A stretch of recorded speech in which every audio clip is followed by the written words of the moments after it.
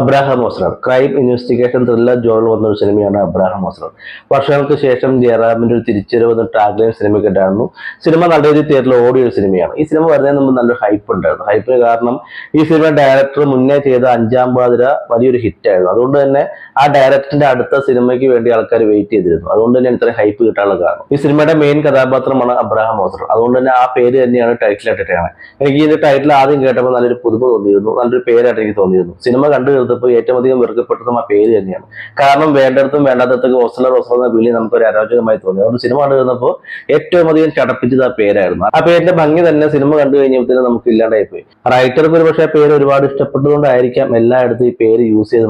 പക്ഷെ സിനിമ കണ്ടു തീർക്കുമ്പോൾ ആ പേര് ഭയങ്കരമായിട്ടുള്ള ഇറിറ്റേറ്റിംഗ് ആയിട്ട് നമുക്ക് ഫീൽ ചെയ്യും. കാരണം വേണ്ടടത്തും വേണ്ടാത്തടത്തും ഓസ്ലർ എന്നുള്ള വിളി ഭയങ്കര അരോചകമായി എനിക്ക് തോന്നുന്നു. ക്രൈം ഇൻവെസ്റ്റിഗേഷൻ ത്രില്ലർ ജോണുള്ള സിനിമകൾക്ക് ആദ്യം കില്ലറെ നമ്മൾ ക്രിയേറ്റ് ചെയ്യുക, അതിനുശേഷം ഒന്ന് രണ്ട് കൊലപാതകം കാണിക്കുക, അത് ഒരേ പാറ്റേൺ ആണെന്ന് കാണിക്കുക, അതിനുശേഷം കില്ലറിന്റെ ഫ്ലാഷ് ബാക്ക് കാണിക്കുക. ഇങ്ങനെയാണ് പൊതുവെ നമ്മൾ ഈ ജോണറിലുള്ള സിനിമകളുടെ ഒരു സ്ട്രക്ചർ എന്ന് വേണമെങ്കിൽ പറയാം. സിനിമ ഒരുപാട് മിസ്സിങ് കാണിക്കുന്നുണ്ട്. തിരക്കഥയിൽ ഒരുപാട് പാളിച്ചകൾ ഈ സിനിമയ്ക്ക് വന്നിട്ടുണ്ട്. ഈ മിഥുൻ മാനുവൽ എന്ന് പറഞ്ഞ ഡയറക്ടർ മലയാളത്തിൽ അത്യാവശ്യം അറിയപ്പെടുന്ന ഒരു റൈറ്റർ എന്നാണ് പൊതുവെ പറയുന്നത്. ആ വ്യക്തി വേറൊരാളുടെ സ്ക്രിപ്റ്റ് എടുത്ത് കഴിയുമ്പോൾ അത്യാവശ്യം ഒന്ന് അതിനകത്ത് വർക്ക് ചെയ്യുള്ളൂ. വർക്ക് ചെയ്തതിനു ശേഷമല്ലോ ഡയറക്റ്റ് ചെയ്യത്തുള്ളൂ. ഇതൊരു രീതിയിലും വർക്ക് ചെയ്യാണ്ട് പൂർണ്ണമായിട്ട് ആ സ്ക്രിപ്റ്റ് എടുത്ത് ചെയ്തു തോന്നി. കാരണം പലയിടത്തും പല രീതിയിലും മിസ്സിങ്ങും ചിലയിടത്തൊക്കെ ഭയങ്കരമായിട്ട് കണക്ട് ആവാണ്ടൊക്കെ പോകുന്ന കാര്യമുണ്ട്. അതൊന്നും നോക്കാണ്ട് ഏതോ ഒരു കോൺഫിഡൻസിൽ ആ സിനിമ അങ്ങ് ചെയ്തു വെച്ചാണ് തോന്നിയിട്ടുണ്ട്. നമ്മുടെ ഫ്ലാഷ് ബാക്ക് സ്റ്റോറി കാണിച്ചു കഴിയുമ്പോൾ നമുക്കൊരു അത്ഭുതം തോന്നും. ഇതൊക്കെ നടക്കുന്ന കാര്യം തന്നെയാണോ, ഇങ്ങനെയൊക്കെ ഇത്രയും പേര് മുന്നിൽ വെച്ചൊക്കെ ഇങ്ങനെ ഒരു കാര്യങ്ങളൊക്കെ നടക്കുമോ നമ്മൾ ചിന്തിക്കും. പക്ഷെ ഇത് എഴുതിയതൊരു ഡോക്ടർ ആയതുകൊണ്ടും നമുക്ക് ചോദിക്കാനും പറ്റുന്നില്ല. നിങ്ങൾക്ക് ഇങ്ങനെ സംഭവിച്ചിട്ടുണ്ടോ എന്ന് ചോദിക്കാൻ പറ്റുന്ന അവസ്ഥയാണ്. പക്ഷെ കാണുമ്പോൾ ഇങ്ങനെയൊക്കെ സംഭവിക്കാൻ സാധ്യതയുണ്ടോ എന്ന് ചോദിച്ചതിന് നമ്മുടെ മനസ്സിൽ വരും. നമ്മുടെ തുടക്കത്തിൽ തന്നെ അബ്രാഹാം ഓസ്ലറിന്റെ കുടുംബം നഷ്ടപ്പെടുകയാണ്. അതിനുശേഷം പുള്ളിക്ക് ഉറക്കമില്ലായ്മ ഉണ്ടാകുകയും അതിനുശേഷം ഒരു ഹാൽ സ്റ്റേഷൻ പോലെ അവസരം എത്തിപ്പെടുന്നു. സിനിമയുടെ തുടക്കത്തിൽ ഒന്ന് രണ്ട് സീനുകളിൽ പുള്ളി ഹാൽ സ്റ്റേഷനുകൾ കാണിക്കണ്ടായിരുന്നു. അത് നല്ല രസമുണ്ടായിരുന്നു.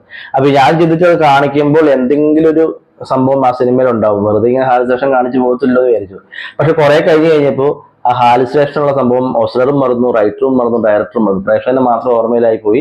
ബാക്കി ആരൊക്കെ മറന്നു പോയത് തോന്നി. കാരണം പിന്നെ അതിനെക്കുറിച്ചൊന്നും എവിടെയും ചർച്ച ചെയ്യപ്പെട്ടില്ല. ഈ സിനിമ ടോട്ടൽ കണ്ടു തീർക്കുമ്പോൾ നമുക്കൊരു കാര്യം മനസ്സിലാവും. ഇതിന്റെ ഒട്ടും ബുദ്ധിയില്ലാത്തത് ഓസ്ലർ എന്ന് പറഞ്ഞ കഥാപാത്രമാണ്. കാരണം പുള്ളി ഒരു ബുദ്ധി ഉപയോഗിച്ച് ഒരു കാര്യം അത് ചെയ്യുന്നില്ല. പുള്ളിക്ക് ഒരു കാര്യത്തെക്കുറിച്ച് ഒരു ധാരണയില്ലാത്ത രീതിയിലാണ് സിനിമ ത്രൂ ഔട്ട് കൊണ്ടുപോകുന്നത്. ആ സിനിമ കണ്ട് നമുക്ക് മനസ്സിലാവും ഓസ്ലറിന്റെ ഒന്നിനെ കുറിച്ച് ഒരു ധാരണയില്ല. കൂടെ നിൽക്കുന്ന ആൾക്കാർ പല പല ലീഡുകൾ കൊടുക്കുന്നല്ലാണ്ട് ഓസ്ലറിന്റെ ബുദ്ധിയിൽ നിന്നുകൊണ്ട് ചിന്തിച്ചെടുത്തൊന്നും ചെയ്തില്ല. ഓസ്ലർ ഇവർക്കൊപ്പം സഞ്ചരിക്കുന്ന രീതിയിലാണ് ഈ ക്യാരക്ടർ എടുത്തിരിക്കുന്നത്. അപ്പൊ ആ സിനിമ കണ്ടു വരുമ്പോൾ ഒട്ടും ബുദ്ധി ഇല്ലാത്തൊരു ക്യാരക്ടറായിട്ട് നമുക്ക് ഓസ്ലർ ഫീൽ ചെയ്യും. അത് റൈറ്റർ എന്താണ് ഉദ്ദേശിച്ചത് എനിക്ക് മനസ്സിലായില്ല. ഈ സിനിമയ്ക്ക് അത്യാവശ്യം ലാഗ് ഉണ്ട്. ഒരു ഇന്റർവൽ പോർഷൻ വരെയൊക്കെ അത്യാവശ്യം സ്പീഡ് ഉണ്ടെങ്കിൽ പിന്നെ ഇന്റർവലിന് ശേഷം സിനിമ ഭയങ്കരമായിട്ട് ലാഗ് അടിക്കുന്ന രീതി നമുക്ക് ഫീൽ ചെയ്യും. അപ്പൊ ഇങ്ങനത്തെ ജോണറുള്ള സിനിമകൾ ഇത്രയും ലാഗായിട്ട് കൊണ്ടുപോകാൻ പാടില്ല. കുറച്ച് സ്പീഡപ്പിൽ കൊണ്ടുപോയാണ് പ്രേക്ഷകന് ത്രില്ലടിച്ച് ഇങ്ങനെയുള്ള സിനിമകൾ കാണാൻ പറ്റത്തുള്ളൂ. അത് ഡയറക്ടറും റൈറ്ററൊക്കെ ശ്രദ്ധിക്കേണ്ടതായിരുന്നു. കുറച്ചുകൂടി ഒന്ന് സ്പീഡപ്പ് ആക്കാം. മിഥുൻ മാനുവൽ തോമസ് പറഞ്ഞ റൈറ്റർ ഡയറക്ടർ സിനിമയുടെ സ്ക്രീൻ പ്ലേ ഒന്നുകൂടെ ഇരിക്കാമായിരുന്നു എനിക്ക് തോന്നി. കാരണം പുള്ളി റൈറ്ററായിട്ട് സിനിമയിലേക്ക് എൻ്റർ ചെയ്ത വ്യക്തിയാണ്.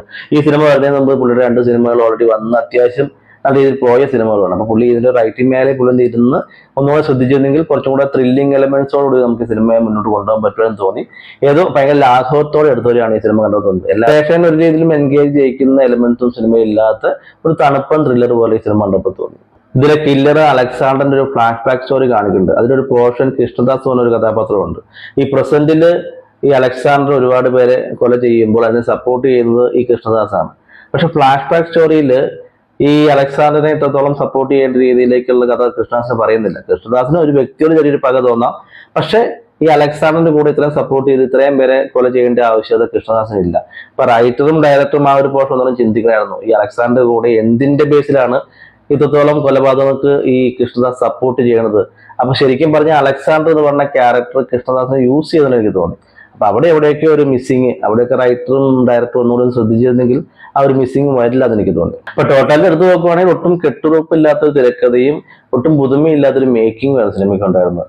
പക്ഷെ ഒരു ഹൈപ്പിൽ വന്നുകൊണ്ട് സിനിമ എങ്ങനെയൊക്കെ അങ്ങ് രക്ഷപ്പെട്ടു പോയി എന്ന് വേണമെങ്കിൽ പറയാം. അപ്പൊ ഇനി മിഥുൻ മാനുവൽ തോമസ് പറഞ്ഞ റൈറ്റർ ഡയറക്ടർ ആറാം പാതിര എന്നൊക്കെ പറഞ്ഞ പടം അനൗൺസ് ചെയ്തിട്ടുണ്ടായിരുന്നു. ഇങ്ങനത്തെ ജോണൽ വരുമ്പോൾ കുറച്ചും കൂടി ഒന്ന് ശ്രദ്ധിക്കുമെന്ന് ഞാൻ വിശ്വസിക്കുന്നു. കാര്യങ്ങൾ നിങ്ങളുമായിട്ട് ഡിസ്കസ് ചെയ്യാൻ വേണ്ടി ഒന്നാണ്. അപ്പൊ ഇനി നല്ല നല്ല വീഡിയോസ് ഇട്ടുള്ളവരെ